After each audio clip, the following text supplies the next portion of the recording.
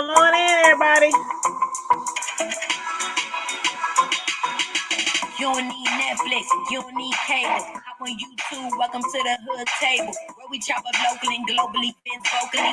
You don't really wanna miss out on these conversations. Just joke a little, huh? Laugh a little, get that wine in your system for your glass a little. Expose current events, talk trash a little. You never know, these opinions might clash a little. They addicted to the content, got them binge watching. You don't like it, then you want invited. Bet your friends watching in the house and your job parking lot before you clocking. They don't wanna miss a second of this HD content. Everybody think they got something to say, so it's an open invitation, bring it to the table. But if you come whack, just know we ain't buying in. We gon' probably turn you back and tell you sorry, try again. Yeah, welcome to the hood table. You don't need Netflix, you don't need cable. Yeah, welcome to the hood table. You don't need Netflix, you don't need cable.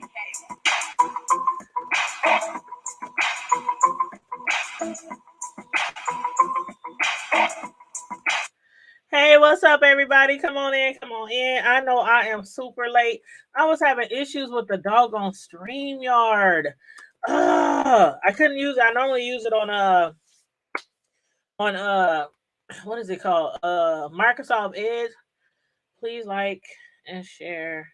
Sorry, I was in the middle of typing here. Please like and share the video.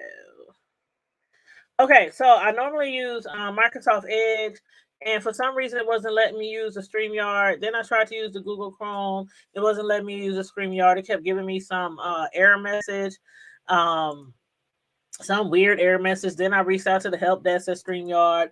Please, it was like speaking to somebody who was speaking a foreign language. They were not able to help. So I just kept clearing my cache, clearing my history, restart the computer 2 times. Now I'm on Google Chrome, even though I normally use Microsoft Edge to do my for everything. I always use Microsoft Edge. And they were like, well, StreamYard really only works well with Firefox and Google Chrome. And I'm like, I've been using it with Edge for like what, 2 years? Okay. But anyway, let me get a drink. I'm so frustrated. Ugh. Child, there's a lot going on today. I've been watching the B sector for the last few days. There's a lot going on with different people in the B sector on YouTube. So after I finish this review, I will be jumping back on YouTube and watching some of those other people, because we might have to do a little commentary on some of these beefs that's going on YouTube. But anyway, make sure everybody comes in and like and share the video and subscribe to the channel if you're not already subscribed. And if you want to contribute to the platform, the Cash App is in the chat. $ the hood table 402. Thank you to my moderator, Wavy Kim. I appreciate you. But yeah, so let's get into this Power Book review. I'm gonna talk about some of the important things, things that stood out to me, things that I found really interesting in the show. And if you want to add in your little tidbits or your opinions or anything, please feel free. And if you come in after this video wraps up, please feel free as well. Now, the episode came on last night. What's today? Sunday. Well, for those of you who have like the Starz app, you could have watched it last night at midnight. Which is what did I watch it at midnight? No, I watched it earlier today, so I had to catch up. So I watched a few episodes. Then this morning, I watched the episode 9. There's one more episode left, episode 9, and then episode 10. Episode 10 is the finale, so that comes on next week on the 6th, on February 6th. But in the meantime, and in between time, you guys, y'all let me know again what y'all think about what's going on, with Tariq. What's going on with Monet and her family, Kamal and Tate, the brothers, Mecca, who everybody finally found out that Mecca is Monet's baby daddy. Okay, Zeke, that's his daddy. Now, I don't know how I feel about the way it came out, by Monet's daughter, Diana, but I guess it had to come out somehow. Now, as far as Diana goes, though, I need y'all to really let me know how y'all feel about Diana, because at this point in time, it just seems like her and her mom just really clashing. They bumping heads, and it happens so fast. I mean, this is episode two, but still I mean, season two, but still it happened so fast. It was like, I don't know. At first in season one, it looked like she kind of really had a connection with her mother, and then over time into season two, it seemed like she can't stand her mother. She don't like her mother. She hates her mother. So y'all, again, let me know how y'all feel about that. As far as, hold on one second.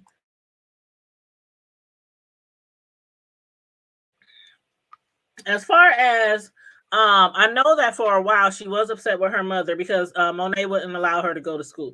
She wanted to go stay with Tariq, but Monet, she didn't want her that close to Tariq, even though we all know that, distance won't even keep two people away if they really want to be together. And speaking of being together, who the hell does Tariq really want to be with? I mean, he got women everywhere. Can we say Ghost number two? I mean, this the name of this show is Power Book 2 Ghost, but Tariq is really like right now walking into his father's footsteps. That's how I see it right now. It's like he has all these different women. He's hooking up with Diana, and I don't know how the hell Monet is gonna react to that. We saw how she reacted to the professor that Zeke was messing with, that her son was messing with. We saw how that ended. So I don't know how she would respond when she finds out that Diana and Tariq kind of like hooked up. But yeah, Tariq, he's really, he's messing with Lauren. He's messing with Effie. He messed with Diana. Even though Lauren, so it seems, is out of the picture right now. I don't know. I wanna say Lauren is forever out of the picture right now. But I feel like this. I feel like if Lauren is out of the picture, then Braden's brother needs to be out of the picture too. Like, what do y'all think about that? Like, Braden's brother, if he didn't tell it all, if Braden's brother didn't tell it all, I was like, oh my God. I was like, oh my God, he told exactly how they met, what Kane made them do, how Kane had him slaying on the corners, how they met up with Ramirez the cop, the one that ended up dead. I mean, he told them everything. And although Braden was there, he was like, nah, he's crazy. It's the drugs, it's the cocaine, da da da da da da da. A lot of that is making sense right now. A lot of that is making my sense right now. And then when he threw out the cop's name, I was like, oh man, they all about to go down. But Trace, he all that stuff that Braden has been saying all along. I don't know him. I don't know Kane. Me and Tariq, we just kind of like go to school together. Yeah, we roommate, but we just coming and go. We just pass each other, in the hallways, just making up all kind of stories to make them believe that he don't know Kane really well. What's up, Vibrant? How you doing, love? Thanks for tuning in tonight. I'm just talking a little bit about Power Book 2 Ghost. But if you watch that show, let me know how you feel about anything that happened in this last episode. Now they'd offer Trace and Braden total immunity if one of them testified against Tariq. I just really wish. I mean, I just really wish Trace wouldn't have said anything, because I have a feeling that his life is in danger. I just don't know who might be responsible for taking him out, because you would think that Kane would say, "That's your brother, man. Handle that." But I don't think Trace couldn't even handle shooting or killing somebody who wasn't related to him. So I don't know if he could kill somebody that is related to him. So I don't know. They might have to do something like what Effie did with Braden. He couldn't kill Lauren. He was supposed to take Lauren somewhere, kill her, dump her body. But instead he took Lauren somewhere. He acted like he was about to kill her when he went off to a road somewhere in the wilderness in the dark somewhere. He told her get out the car. He put the gun up to her head, and I just knew. I just kept going. You know how you know something about to happen, and even though it's a movie, you like I can't see, but you want to see. I was like, oh my god, please don't blow her brains out right there. And then I'm thinking that would be dumb if you blew her brains out while she's standing right next to your car, right? So he didn't though. He didn't blow her brains out right there. Instead, he handed her a duffel bag full of money. She had the choice opportunity to go anywhere. She begged for her life. Her life was spared, and that was until Effie pulled up. I'm like, how the hell, first of all, how the hell did she know where Braden went? Like, does she got him bugged? Is she bugging his phone? Is she bugging his car? I can't recall if she was bugging. I remember, I think I remember, was it Effie who bugged Tariq's phone? I think it was, yeah, I think it was Effie who bugged Tariq's phone. And then, uh, I don't remember her doing any. I don't remember anybody doing anything to Braden's phone. So I'm like, how the hell did they find you anyway? Unless she was just following him all alone, all alone. But anyway, Jenny, she trying to get Braden to tattle on Kane. I think they heard enough though. I think they heard enough though. But I don't know what's going to happen. I'm looking forward to episode 10 to find out what's going to happen, if anything's going to happen to Trace. Because if I were Braden, I would go up to my parents, Ma and Pa, and I would tell them, this is what's going on. This is what's going on. We need to get Trace not out of the state, out of the country. Send him to the farthest village out of the country somewhere where nobody would be able to find him. Because Trace, you cannot be that dumb. You cannot be that dumb to give up the drug dealer, their spots, location, how they ran, how they moved, how you met, all this kind of stuff. He like blew up everybody's spot. So again, I don't know what's gonna become of Trace, but I, I I don't even know if I can feel sorry for you, bro. I don't even know, because remember at one time Trace had stole uh Braden and Tariq's re-up. Remember that? Yeah, he had stole their stuff. So yeah, that's how they ended up on the street corners anyway. But as far as Zeke, let's talk about Zeke. I feel so bad for Zeke. If there's anybody in the entire show that I really feel bad for, is Zeke, because Zeke didn't have nothing to do with nothing. He didn't know that he was living with his own mother. He did not know that he was really like 3, 4 years older than he really is, because I think he's right now, I think he's what is he, 20 right now, 20 or 21, I don't know. But from the documents, from his birth certificates that Monet's daughter Diana, came up with, he's actually 23. So it makes him look like he lied about his age, because he's trying to go pro. So it makes him look like he's lying about his age. He got blasted, on when he was doing the conference, saying that he's about to drop out of college and he's about to move forward to sign up for the NBA. Now, Mecca did tell him, okay, this is not your fault. You had nothing to do with it. This is me and your mom's fault. So how about we give you private training so that you can still go to the NBA, still go, go pro. But at the moment right now, it doesn't look like that's panning out too well. As a matter of fact, Zeke, he really don't want to have shit to do with either one of them. I, what do y'all foresee in his future? Because his future in Monet's eyes, which she never shared with Tahada, her husband, her future and her future, or their future in her eyes, was that Zeke go pro. They follow him wherever he gets drafted. They buy them a mansion. Everybody has a different wing of the house. They all stay together, help take care of each other, look out for each other, and still support Zeke, while he's playing ball. But I was thinking the entire time, is that really fair? Is that really fair? I don't think Zeke, even without all this other bull that he just found out, I don't think if he really knew that that was the plan, I don't even think that he would have been uh ready to accept that idea. Because for one, like, who wants to go pro? Okay, all right, let me take that back. Let me take that back.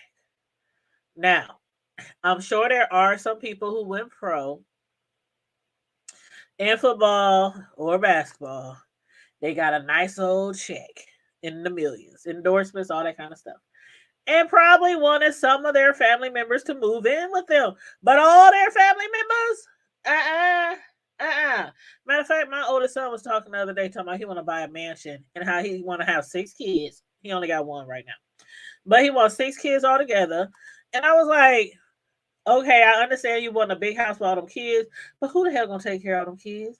Cause his the mother of his son that he has now, she's like, I wish. I don't know who you're going to. And he talking about, well, mom is going to move in. She can be the nanny and she can help take care of the kids.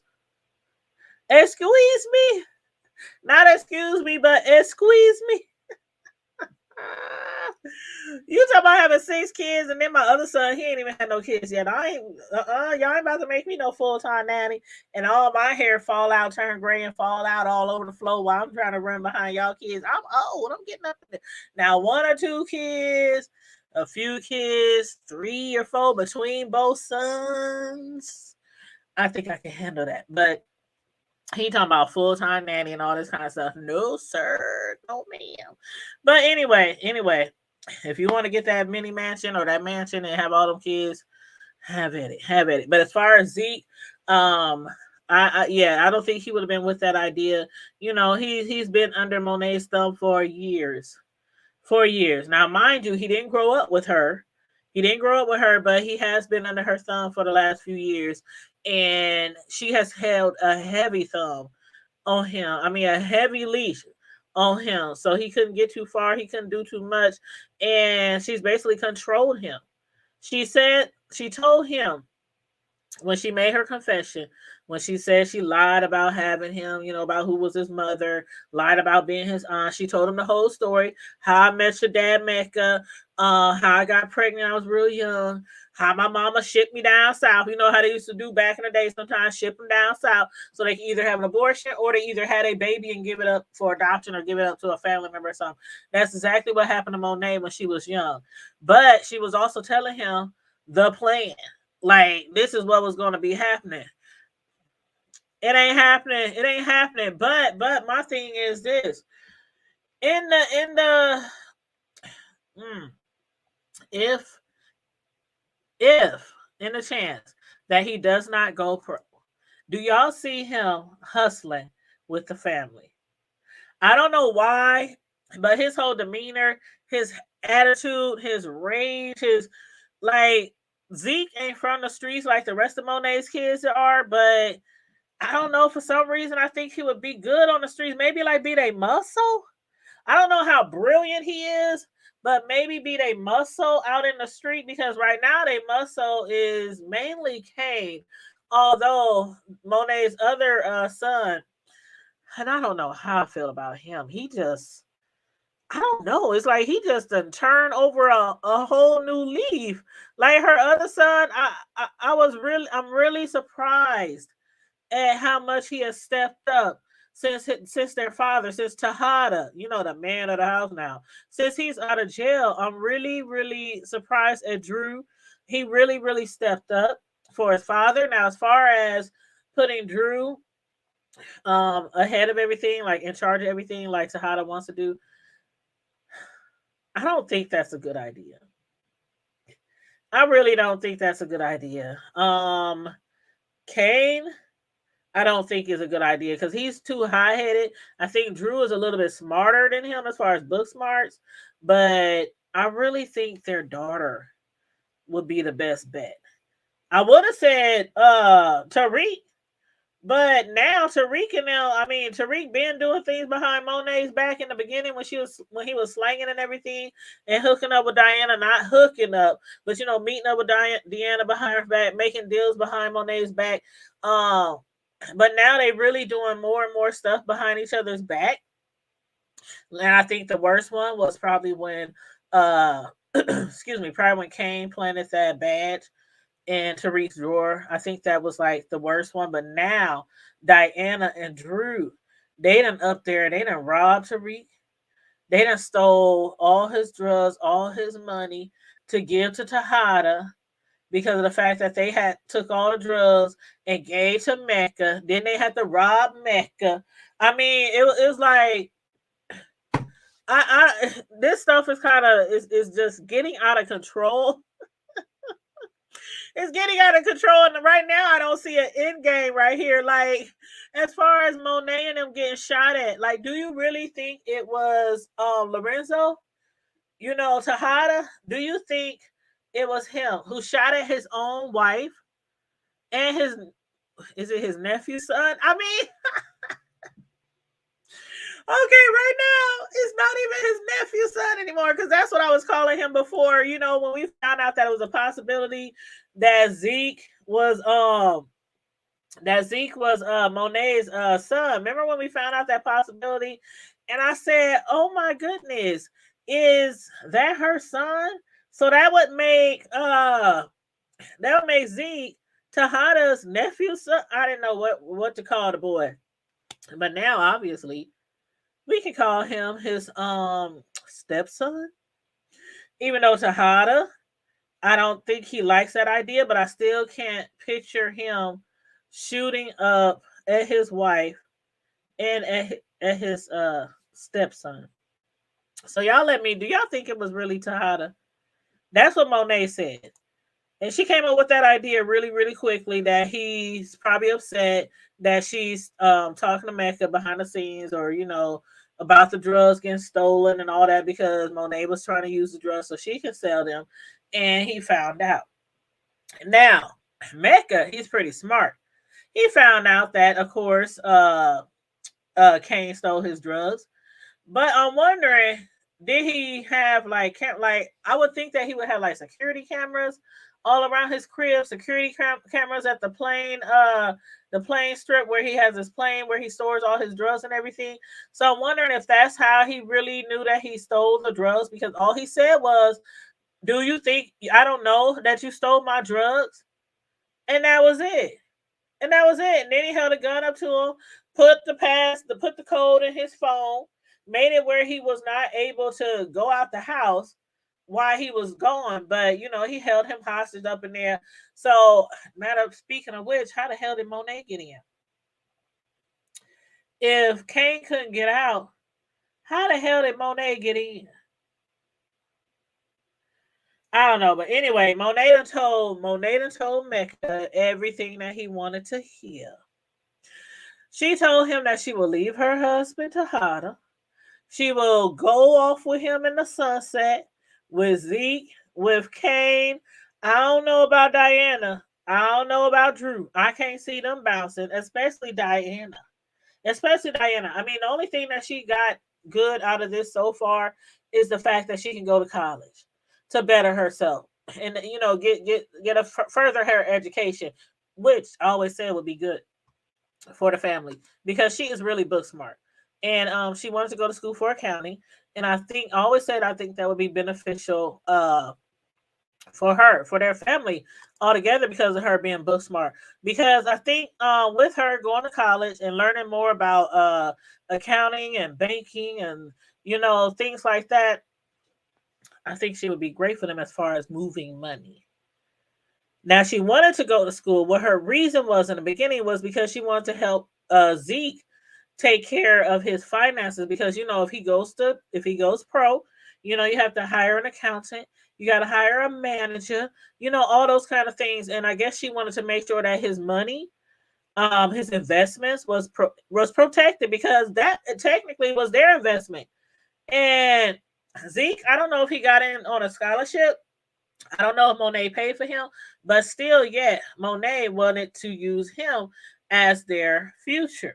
That was going to be their bankroll. He was basically her investment. You know, him going to school, going to college, you know, for ball and everything.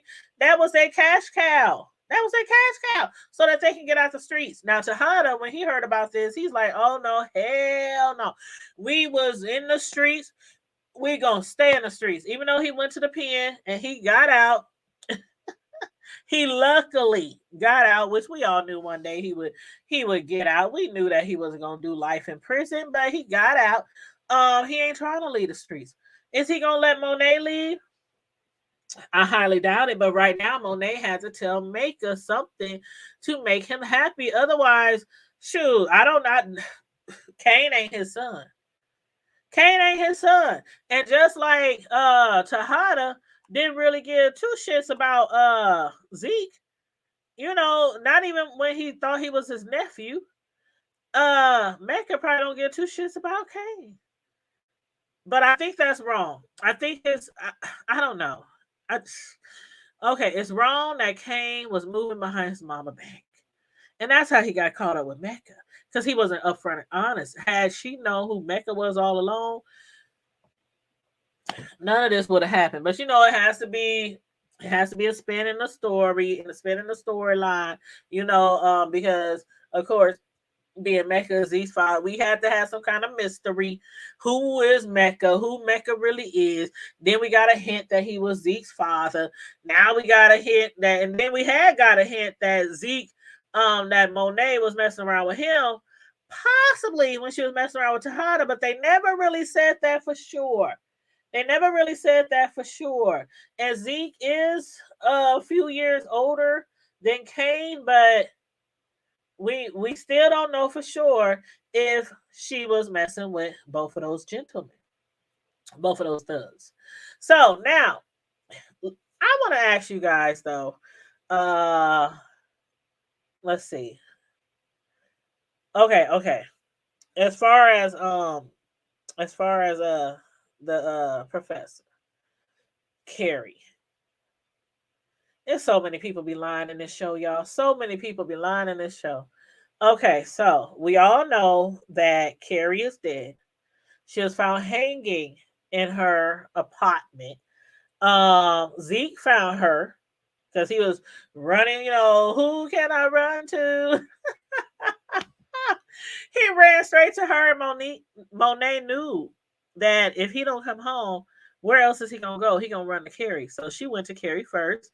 She had to kill her because she's like, Zeke would never come home if Carrie's still around. So how she got up there, how she got her hanging from the ceiling, I think Monet probably had help. But regardless, I believe that she was indeed responsible for Carrie's murder. Then again, she turned around and lied. Her and Mecca both lied to Zeke and said they didn't have nothing to do with the murder. Now, Mecca, I don't know if he really had something to do with the murder, but we definitely know that Monet did. But again, they both lied to him again. Like, I don't know how they ever going to get back in good with Zeke because of the fact they keep lying to him. Zeke been lied to since before he was born, the day he was born, all through his life. He finally knows who he is. He got a daddy. He thought his daddy was locked up in prison for life. Instead, that was his stepdaddy, Tejada, who was really locked up for life, and his other daddy is a whole snitch. Now let's get on to that. Child. I couldn't believe it. I mean, so many pieces are coming together. They even included Ghost in this storyline. How Ghost had killed I can't remember the person's name off the top of my head. Oh man. One of Ghost rivalries. I can't remember. Y'all help me out if y'all can remember. But Mecca said that Ghost, he said to Tariq, he said, tell your father, I said thank you or something when Tariq found out who he really was, because remember the bag that got stolen? When they robbed Mecca, they took a bag and it had some very valuable information in there with like him being him basically being a snitch and informant. Like they said, he is the biggest informant. He done snitched on some of the biggest players out there in the game. Like some big families, some big crime bosses, drug lords. He done snitched on them. And I guess where he's sitting at right now, is he supposed to be now working on the Tejadas? Like, is he now supposed to be trying to turn them in? Because what I don't like when we come to these type of storylines is how the informant that's usually supposed to go in, look around, find information, catch people on a wire or something like that. They end up doing dirt. They end up doing dirt, like killing people, slanging drugs, selling drugs, using drugs, all this kind of stuff. But I have to say that in some of these different scenarios, when it comes to Mecca, he has had people do dirt for him, like Kane. He has had people do dirt for him, but he's been doing dirt himself. So it's like, okay, if he turned over the Tejadas and get them locked up and all that, get Tejada back in jail, get Monet locked up, Kane, whatever, like, what's gonna become of him? What's gonna become of him? What becomes of these informants that also be doing drugs out there and be killing people out there and all kind of sorts of things? Hey, how you doing, Aisha? How you doing, love? Thanks for tuning in tonight. But yeah, so y'all let me know what y'all think about Mecca, because that is the last thing that I would have thought of. That Mecca is a whole snitch. That Mecca is a whole snitch. Now, Tariq, him and he tried to work something out with Tariq. He was like, you know what, I want my drugs back. Tariq was like, okay, well, how about this? How about I don't relate to everybody that you a whole snitch, and you give me, how much did he say? 2 million. Tariq said, give me $2 million. What do Tariq mean with that $2 million? Well, he want to get his sister back. Should he get his sister back though? Should he get his sister back? I think not. Absolutely not. I know Tariq loves his sister to death. And I know she loves her brother. And she's angry with Tariq right now because their mother left her in his hands. She was like, okay, you take care of sister while I'm locked up so I can get out. Matter of fact, we ain't really heard shit about Tasha. Or we ain't really heard shit from her, from her case, her going to trial. Tariq ain't been able to talk to her, not even on the phone. So I don't know what's going on with Tasha or her case. But in the case of his little sister, though, I really don't think Tariq should try to get custody of Jasmine. I think he should leave her with her new family. As long as the new family is treating her well, they taking care of her, they not abusing her, they showering her with love, gifts, food, clothing, housing, good education, all that. I don't think Tariq is in that place where he should be trying to go after his sister. Now, if he does get that $2 million from Tejada, after he returns the bag, of course, because Tejada wants his bag. He wants all the top secret information, all the paperwork that was in the bag. I think he should take that $2 million, and I think he should move around and try to. I mean, if he's still gonna slang, get his own stuff and not work with Monet and them. I don't know that I don't know. That's just what I think.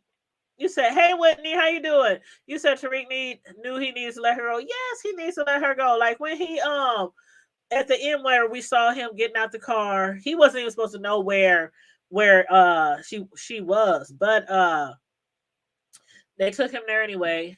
He jumped out the car, ran up to the house. I was like, "Oh God, please, please don't go in that house." I was like, "Please, please, please don't go in the house." And so he didn't. He looked in there. He saw his sister. It was like, I think, was it a birthday party? Was it her birthday? I think there was cake or something. Um, but as far as her looking happy, he knew he couldn't go in there. He knew he couldn't go in there. But as far as her looking happy, did y'all really think she looked happy? But because to me, it seemed like she was trying.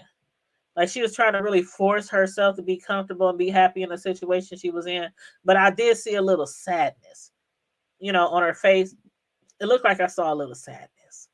So I don't know, y'all. Y'all let me know what y'all think about that. But yeah, as far as Effie found out that Lauren had caught Braden and Kane on a wiretap. And again, Braden, tried to get her out of town, safe and sound. He even gave her a whole bunch of money. But then Effie came around. Braden couldn't kill Lauren. Effie took her somewhere. She knocked her the hell out. She was begging for her whole life. But I'm like, why, Lauren? Like, who ain't gonna die? Like, it ain't gonna be nobody left over in the cast besides Monet and her family and Tariq, they killing off everybody else. They done killed off 2 professors already. You know what I'm saying? So, whew,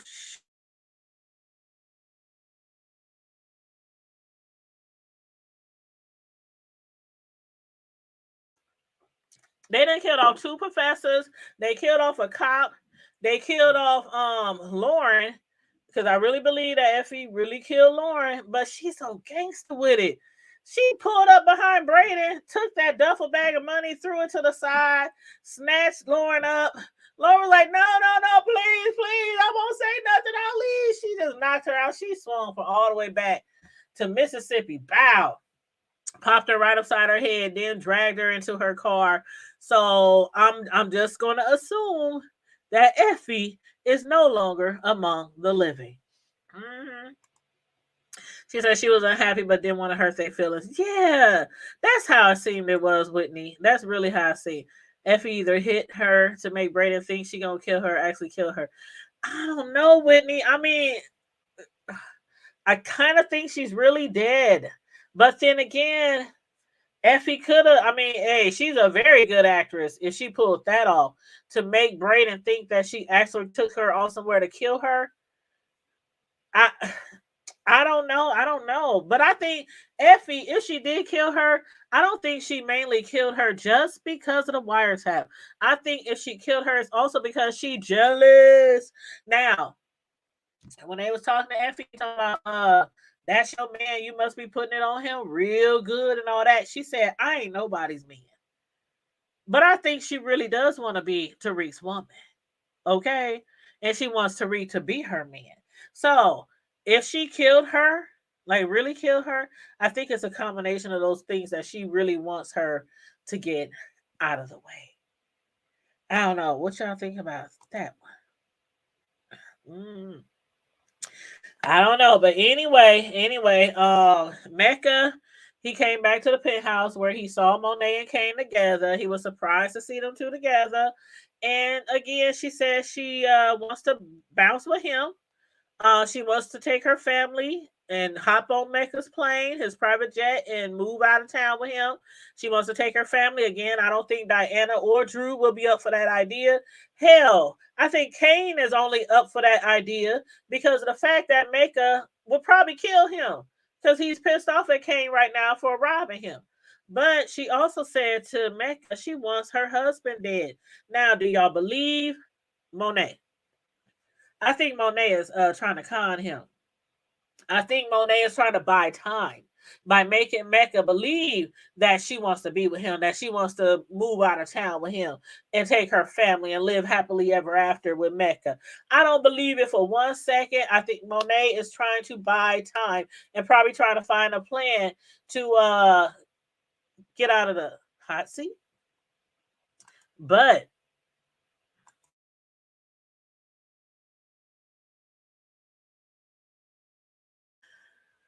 but will she try to plan to kill him?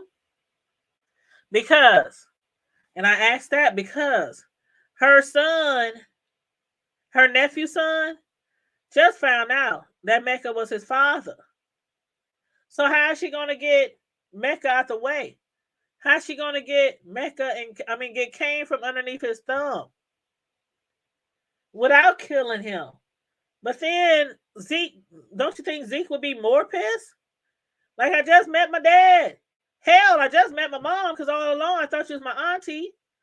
And then Monet has been like so strict to him. Treat him like shit. Treat him like shit as the auntie. And so now he realizes this is my mama who literally been treating me like shit, all these past few years. And then she lied about my daddy, lied about my pops. Now my pops is in my life. So I don't know. I don't know. You said you got to remember that look Effie gave Braden. Yeah, I saw the look. But see, the look to me was like a more of a. The look to me was like irritation. She seemed like she was irritated that Braden couldn't pull it off. That's what that look gave me. But it was kind of like, damn, Braden, shit, why I gotta do everything, Braden? Why I got, so I don't know. But yeah, you said she definitely wants Tariq to be her man too and sees his potential. So she is gonna be manipulative like Monet is manipulative over children in season 3. Effie sees the whole board. Yep. And Monet is definitely playing Mecca and hating him to have Mecca and Lorenzo cancel each other out. Now I see that. Try to play the two against each other. Try to set up Mecca so he'll try to take out Lorenzo and try to set up Lorenzo. Okay, now if she do get them to play against each other, what'll most likely happen is it'll be a shootout, and she'll probably hope that they both kill each other because it'll be Mecca and his goons, it'll be Tejada and his goons, and it'll be like who's the last man standing in that type of scenario. But child, I don't know, child. Ooh, I love this show. I love all the spinoffs of Power. All the spinoffs of Power. Now, as far as hold on, let me see. Hold on. Let me type in something real quick. Let me see. How many powers is it supposed to be all together? Like Power Book 1, Book 2, Book 3, Book 4 is called Force. That is February 6th. Okay, so next week. Are y'all ready? Next week on Sunday, February 6th, is going to be the finale of season 2 of Power Book 2. It's going to be the finale. But also, it's going to be the premiere of Power Book 4, the one with Tommy. And I can't wait because I like me some Tommy, y'all. I have to admit, there were times in book 1 of Ghost that I really wasn't feeling Tommy. I really wasn't. I thought he was just too much of a hothead. He don't think before he do things. He's too, I don't know, like, I don't know, trigger happy. He's just, I don't know. But then as the seasons flew by, I started to like Tommy. I really do like his character. So I'm really looking forward to seeing the Tommy spinoff in Power. So that starts on the 6th. So I'm assuming that Power finale of book 2 will come on first. And then I assume that the spinoff, Book 4 with Tommy's story or whatever, is going to come on right afterwards. But regardless, we're going to review both of them next week. What's up, Crazy T5000? You said you can't wait either. Yes, Whitney, he was a loose cannon. That's the perfect words. That's the words I was looking for. He was a loose cannon. But I don't know. I just started to like me some Tommy. So yeah, that's my review on Power Book 2, Season 2, Episode 9. And I hope you guys enjoyed it. Again, the title of the episode was called A Fair Fight. Do y'all think it's really a fair fight going on here? I don't know. Everybody who comes into the chat after this goes off, please make sure you like, share, and subscribe. Also, leave your comments in the comment section of what you thought about episode 9. Certain things that I want you to really focus on is what's going to happen to Trace. Because like I said, if they going to kill Lauren, they got to kill Trace too. Because Trace is like, okay, Lauren, she didn't realize what she was doing. She was set up by Professor Carey. She was set up. She didn't realize they had told her to focus was on arresting Braden, not Tariq. So she messed up. Now, as far as Trace, he was up there. Yeah, and Kane. Yeah, we were slinging. Yeah, he had us on the corner. Yeah, we met Officer Ramirez. Yeah, and woo, woo, woo. He was just running his mouth. So I'm like, I ain't really no big fan of Lauren. I really never thought that she was the perfect one for Tariq. But I still feel like if she got to go, then Trace big mouth ass got to go too. You said I hope Tommy gets a permanent love interest. He needs love. Whoo, but can he handle? I don't know, Whitney. I don't know. Everybody he hook up with, he kills.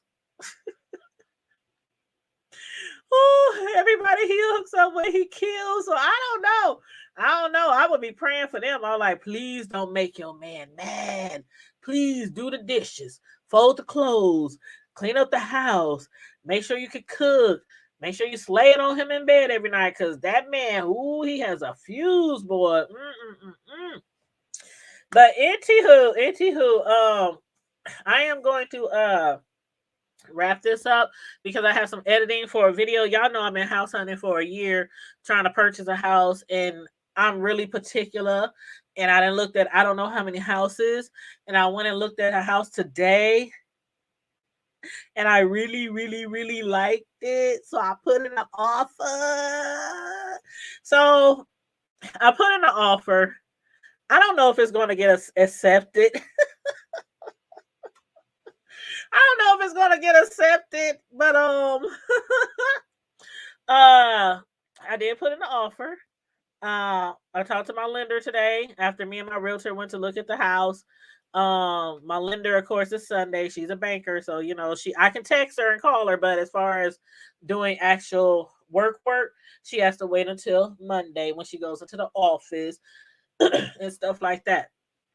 But you know, as I have been doing with my other house hunting, I upload the video and I walk through the house with you guys. And I give you a tour on the house that I'm considering, and you guys let me know your thoughts. Now, will your thoughts deter me from getting the house if I really want it? No, but it's for content, and also just to show you guys, kind of a little transparency in my life, the day of Tanya, the hood table, out here in the streets or whatever.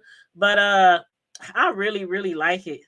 I really like it. Now there was one the other day, Crazy T, that I had showed you guys. I showed you guys on Friday. Like the people who tuned in Friday Night Live, I showed you guys the house, the layout, and y'all was like, "Oh, that's nice, that's nice, that's nice. Oh, look at that, look at that."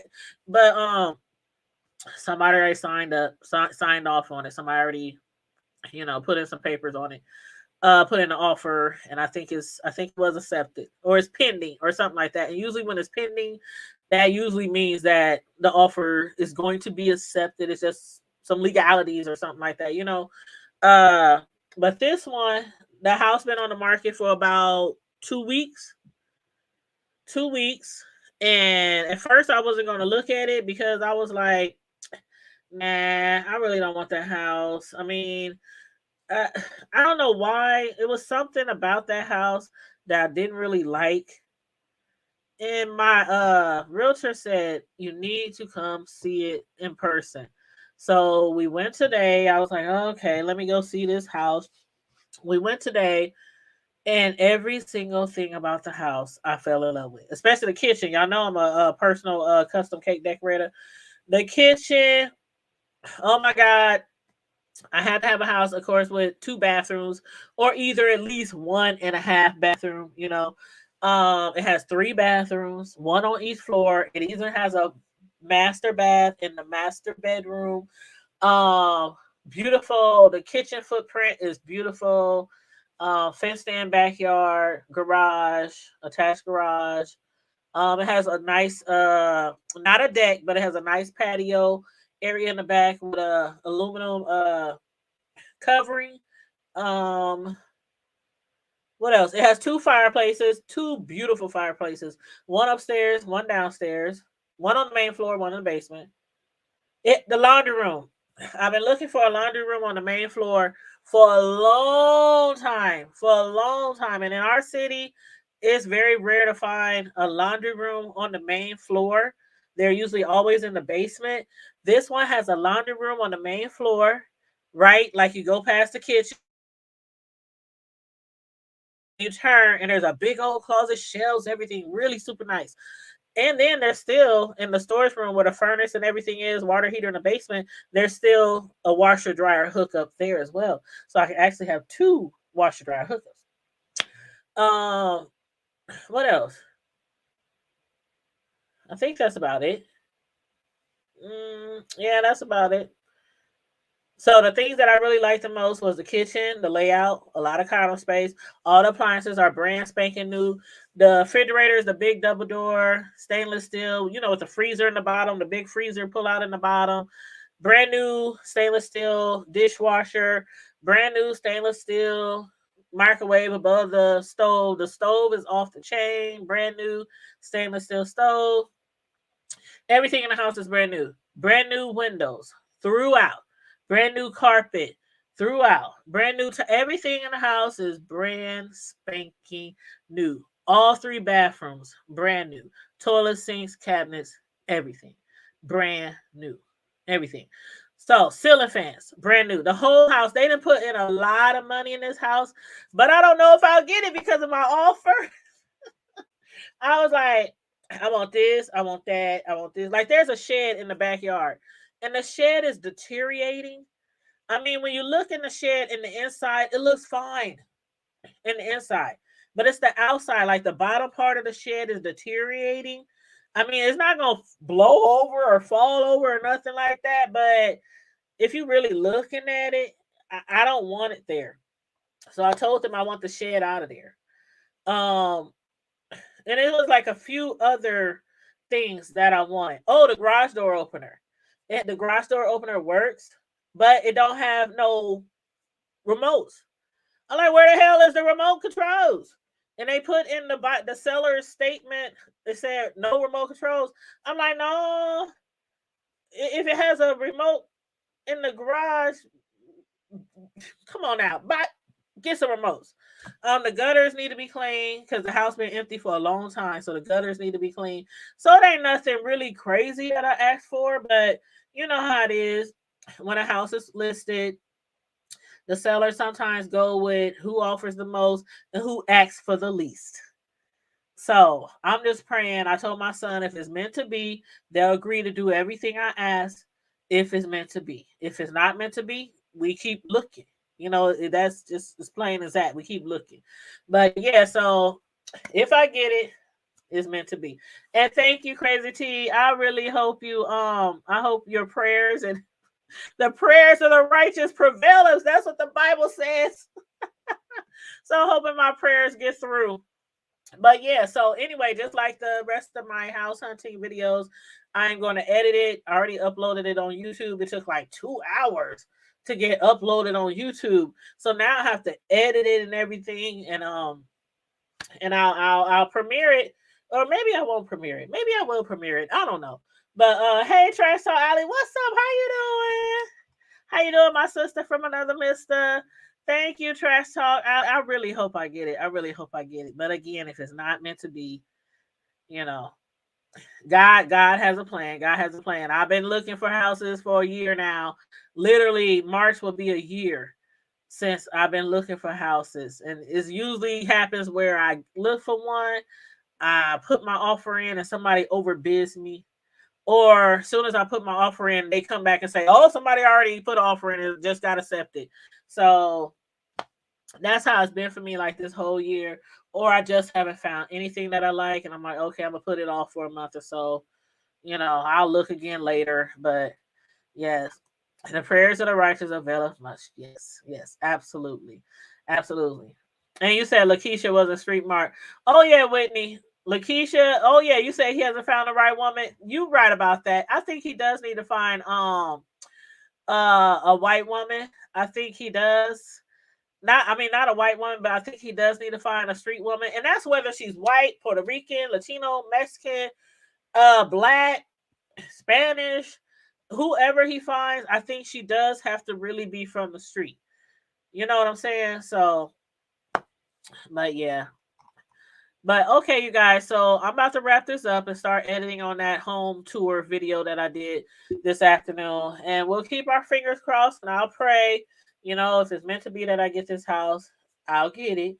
But in the meantime, in the between time, everybody, stay safe, be blessed, remain vigilant at all times, all times. And as we always say, never forget to always keep it hood. Bye.